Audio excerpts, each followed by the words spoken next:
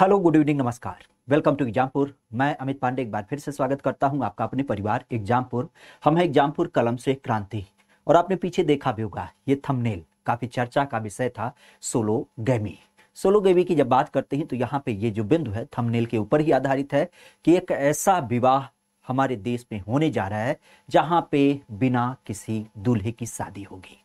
तो आप भी सोच रहे होंगे कि हमने तो शादी सुना है, उस शादी के अंतर्गत जनरली क्या होता है, दुल्हा और फिर दुल्हन, यही पर्याय होते हैं। हाँ, इसके अलग अलग माध्यम होते हैं। कहीं पे आपने देखा होगा कि एक दुल्हन, कहीं पे दो दुल्हन, या फिर कहीं पर आपके एक दूल्हे या दो दूल्हे का पर्याय होता है। लेकिन ये जो सोलोगैमी है, जहां स्वयं से विवाह की बात की जा रही है, बिन दूल्हे के विवाह की बात की जा रही है और देश में पहली बार हो रही है, तो ये पूरा पूरा मसला क्या है। वैसे तो आप भी जानते हैं, सोशल नजरिए से अगर देखा जाए तो इसको आपको जानना चाहिए, परीक्षा के दृष्टिकोण से बिल्कुल इंपॉर्टेंट नहीं है। लेकिन पुनः ध्यान रखिएगा, आप भी जानते हैं हमारे यहाँ पे संविधान में आर्टिकल 1 पड़ता है और उस आर्टिकल का नंबर है 21। संविधान के अनुच्छेद 21 के अनुसार आपने सुना भी है कि समय समय पर सुप्रीम कोर्ट क्या करता है, आपको निर्देश देता है और विभिन्न प्रकार के आपके अधिकारों का वर्णन करता है।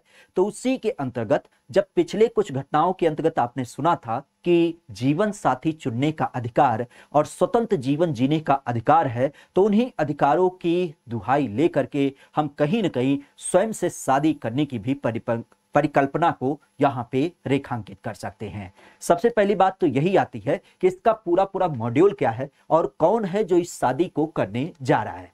विशेष ध्यान रखिएगा, हमारे यहाँ पे जब हम अनुच्छेदों की बात करें तो सबसे पहला बिंदु तो यही पता होना चाहिए कि आखिर अनुच्छेद 21 में सर्वोच्च न्यायालय ने किन किन बिंदुओं को रेखांकित किया है, किस किस तरीके से छूट दे रखी है।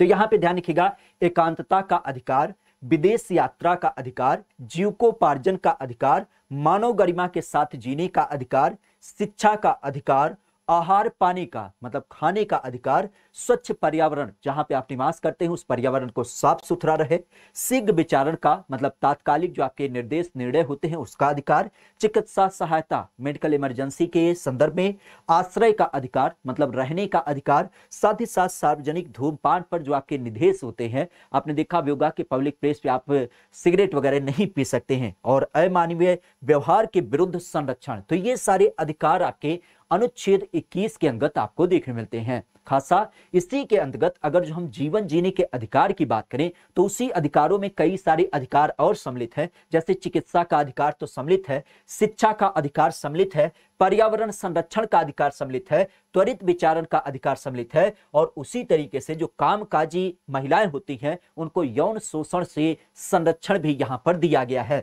निःशुल्क विधिक सहायता का अधिकार दिया गया है। लावारिस जो आपके मृतक होते हैं उनके साथ शिष्टता और उनका अंतिम संस्कार शालीनता से करना, ये अधिकार भी इसी में है। भिखारियों का पुनर्वास करना, ये अधिकार भी इसी में है। धूम्रपान से संरक्षण, ये अधिकार भी इसी में है। और विद्यार्थियों को जो स्कूलों में रैगिंग होती थी उससे भी इसमें अधिकार दिया गया है। सौंदर्य प्रतियोगिता में जो नारी की गरिमा होती है उसको बरकरार रखने का भी अधिकार यहाँ पे है। बिजली और पानी का भी अधिकार यहीं पर है। हथकड़ी बेड़ी और एकांतवास का भी अधिकार है। और प्रदूषण रहित जो आपके जल वगैरह होते हैं इन सब का भी अधिकार आपका अनुच्छेद 21 में है। तो अनुच्छेद 21 की जब बात करें जो कि संविधान के अंतर्गत आपके मौलिक अधिकारों में है, इसमें विभिन्न प्रकार के आपके अधिकार सर्वोच्च न्यायालय के द्वारा समय समय पर आपके ऐड किए गए हैं। अब उन्हीं अधिकारों की जब बात करें तो उन्हीं अधिकारों में आपने शादी का भी अधिकार सुना होगा, खास करके जीवन साथी चुनने का अधिकार। जीवन साथी की जब बात करें तो आप भी जानते हैं जीवन साथी मतलब हमारे अलावा, जैसे मान लेते हैं कि हम अगर जो शादी कर रहे हैं तो सीधी सी बात है कि हम किसी का चयन करेंगे, और वह चयन दो तरीके से हो सकता है। सोसाइटी में आपने देखा भी होगा, सुना भी होगा, एक होती है लव मैरिज, जहां पे हम क्या करते हैं, प्यार करते हैं और फिर इजहार करते हैं और शादी करा लेते हैं। दूसरी शादी होती है अरेंज मैरिज, जहां पे आपने देखा होगा कि जब दूल्हे का परिवार और साथ ही साथ दुल्हन का परिवार एक तरीके से राजी खुशी होता है तो दोनों के वहां पे बात वार्तालाप के आधार पे ही क्या होता है, उस शादी को किया जाता है, जिसको खास करके हम अरेंज मैरिज की संज्ञा देते हैं। लेकिन ये कौन सी शादी का नया प्रकार आया जहां पे ना तो दुल्हन की बात हो रही है ना तो दूल्हे की, केवल एक पर्सन की शादी की बात हो रही है, और वो भी खुद से शादी। तो इस पर्याय की जब बात करें तो खासा ध्यान रखिएगा। आपने इस फोटो को देखा भी होगा, सोशल मीडिया पे काफी वायरल हो रहा है। और इस फोटो के संदर्भ में देखा जाए तो ये जो लड़की पीछे खड़ी है, ये 24 वर्ष की एक युवती है, गुजरात से संबंधित है, और इसने स्वयं घोषित किया है। इसका पूरा नाम है छाया बिंदु। छाया बिंदु की जब बात करें तो एक प्राइवेट कंपनी में कार्य करती हैं, और इन्होंने स्वयं से घोषणा किया है कि 11 जून के दिवस में हम खुद से शादी करेंगे। ये कोई नई बात नहीं है, खुद से शादी करना कोई नई परिकल्पना नहीं है। पश्चिमी देशों में हमारे चलन था, लेकिन पहली बार आपके इंडिया में इसका पूरा परिकल्पना देखने को मिलेगा। तो ये बिंदु क्या है, क्योंकि छाया बिंदु इससे रिलेटेड है और ये पहली बार करने जा रही है, तो इसमें क्या क्या चीजें कंक्लूड हैं। सबसे पहली बात तो ये ध्यान रखिएगा, जब हम सोलोगोमी की बात करें, जैसा कि हमने चर्चा किया कि क्षमा बिंदु की जब बात करें, यह आपकी गुजरात से संबंधित है और 24 साल की युवती है। 11 जून को ये अपनी शादी के बारे में अनाउंसमेंट कर चुकी हैं। प्रमुखता से आप भी जानते हैं, हमारी जो सनातन परंपरा है, हिंदू धर्म की परंपरा, उसमें शादी ब्याह में आपने देखा होगा कि 7 फेरे होते हैं, सिंदूर दान होता है, मंगलसूत्र पहनाया जाता है, और साथ ही साथ जो नारी, खास करके जो दुल्हन होती है, वह सुहागन कहलाती है। तो ये सारी परंपराओं का ये बहन करेंगे, और अंततः शादी के बाद ये हनीमून ट्रिप पे भी जाएंगे। ऐसा इन्होंने अनाउंसमेंट किया है कि 2 वीक के लिए हम गोवा में हनीमून के लिए भी जाएंगे। तो ये सारी बिंदु यहां पे ये क्या करेंगे, दोहराएंगे।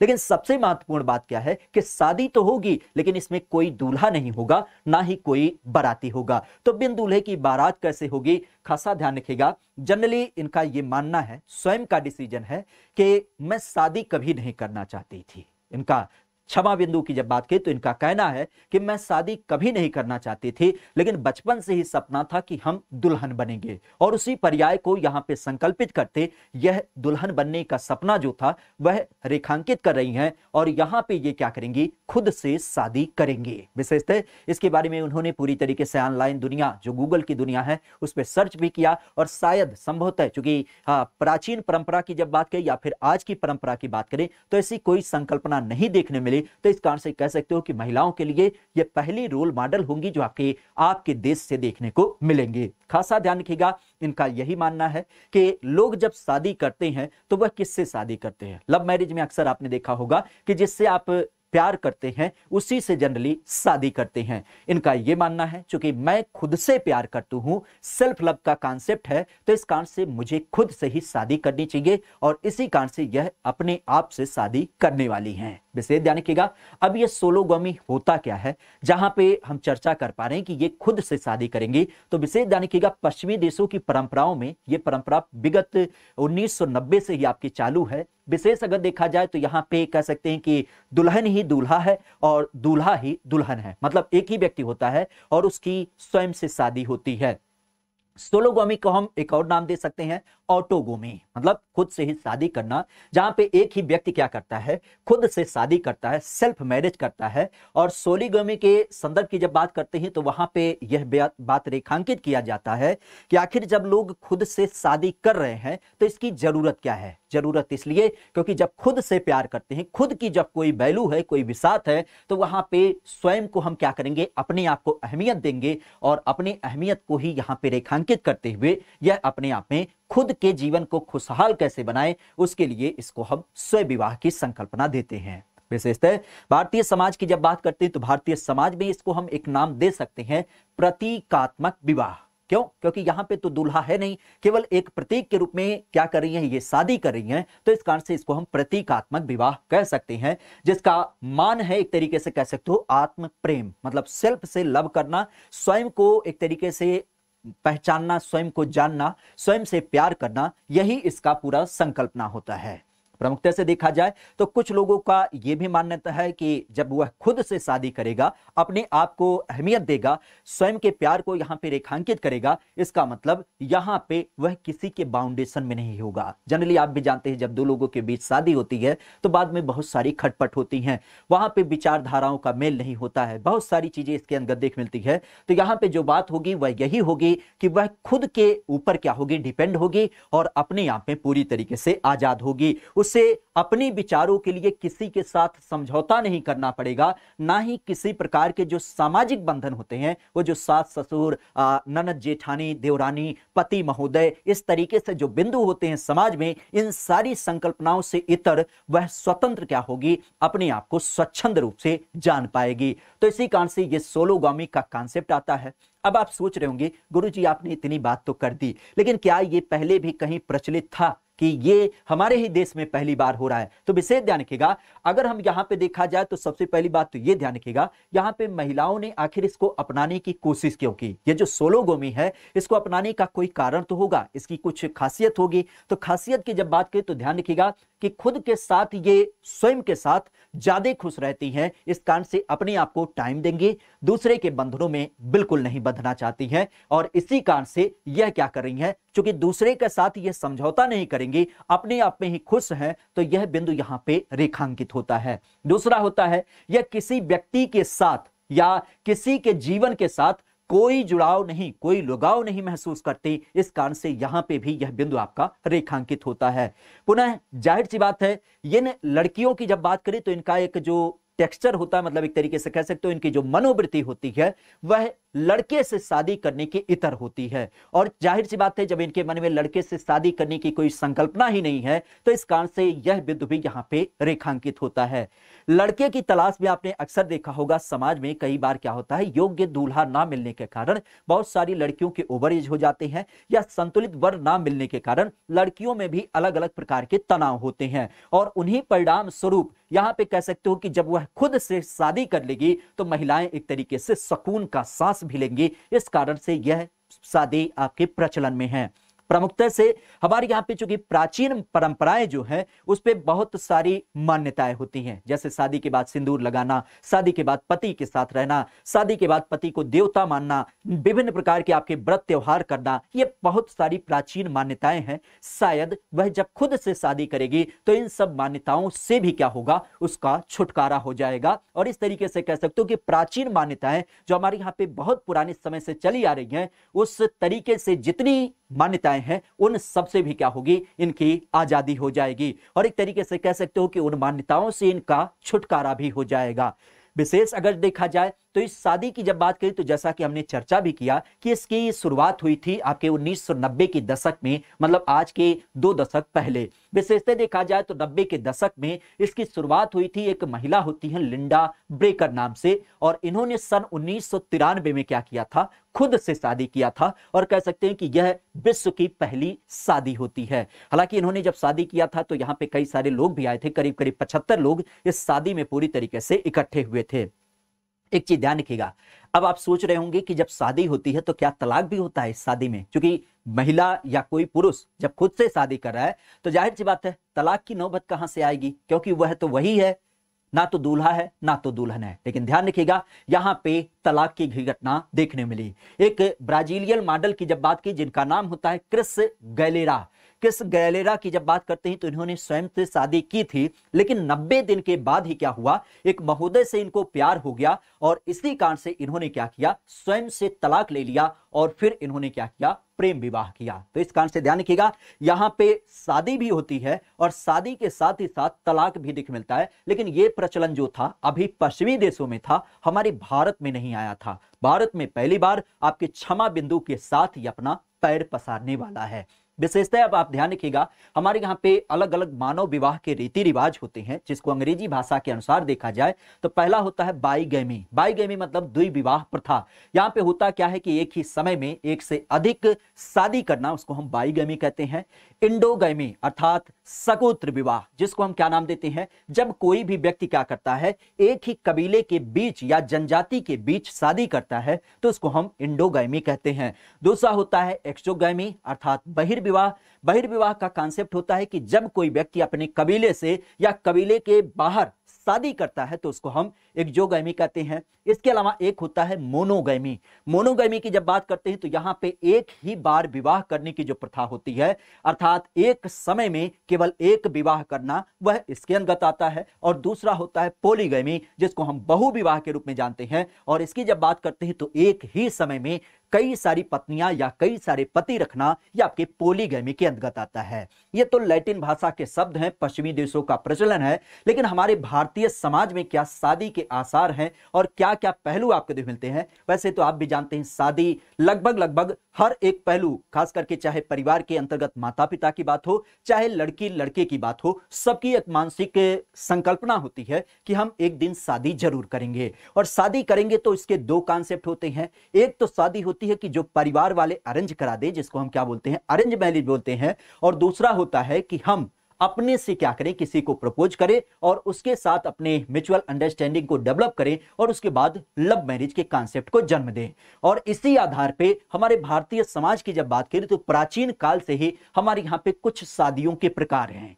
हिंदू धर्म की मान्यता के अनुसार देखा जाए तो यहाँ पे कुल 8 प्रकार की शादियों के बारे में वर्णन किया गया है।